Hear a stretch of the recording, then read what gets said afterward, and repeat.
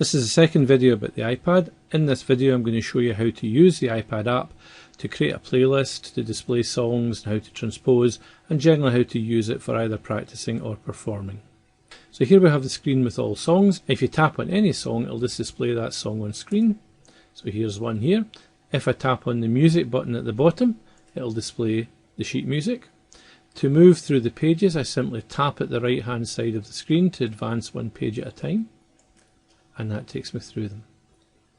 If I slide out the menu at the side again, I can tap on the back button, and that takes me to the main menu where I can select to look for songs either by their title or by the author or by category. So if I tap on author just now, I get a list of all the authors who have contributed songs to the Spring Harvest 2014 Songbook.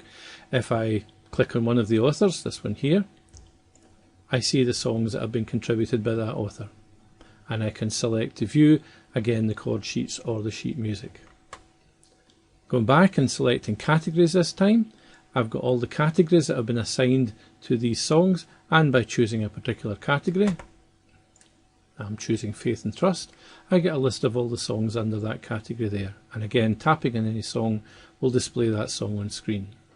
Okay, I've just come back to all songs and I've selected this song here. I'm going to show you now how to transpose this song. Down the bottom of the screen you'll see a sharp and a flat. If you tap on the sharp, it will raise the key of the chord sheet. And similarly, if I tapped on the flat, it would drop it by one key. If I tap up on the corner here on the information icon, I get all the information about that song. I get the titles, I get the categories that are for that song, I get a suggested arrangement of the song along with other information about copyright. The little icons at the bottom I'll talk about later. These are link icons and I'll come back to them later. You can actually edit the arrangement and put in your own notes. So for instance, if I tap in there, I can start typing in. I've just typed in there my notes, and I can add my own notes to the suggested arrangement, and they are saved along with the song. If I tap on the little gear wheels up in the top right hand corner, it brings out the settings pane. And this allows me to make certain changes. I can change the colour of the text line, I can change the colour of the chord line, I can even change the background colour if the white screen is too bright. I can set other things like the default playlist naming through the settings panel here. Going back now to the information pane, I said the icons at the bottom are links, and if you tap in one of these it will take you to either a web page or it could take you to the iTunes store to give you information about that particular piece of music or the artist or an example of a recording of it. You could buy it in iTunes or you could listen to a sample of it.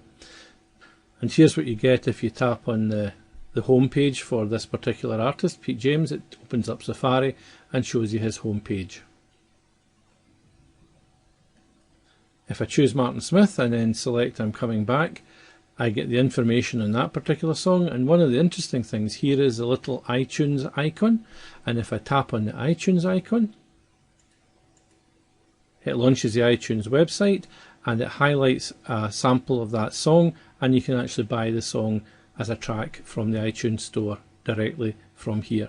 If we just tap on the song, it'll start playing it and you've got a sample.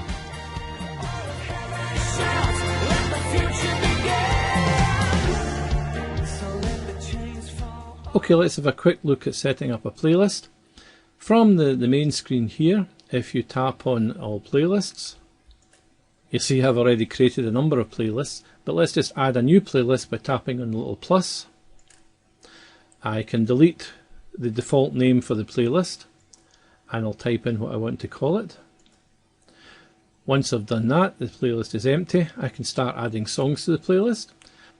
I can do this by just tapping on the add song to playlist. I'll get a list of songs I can scroll through and select the one I want to put in the playlist. Here we are, I've added one. Or what I can do is I can, from within a song, I can tap on the little plus down the bottom corner and it asks me what playlist I want to add it to. I'll just add it to the Colin playlist, and that's it added in. So I've now created a playlist with two songs. There they are there. If I just tap on the first song and then display it, I can work my way through that playlist as part of a service or for a practice.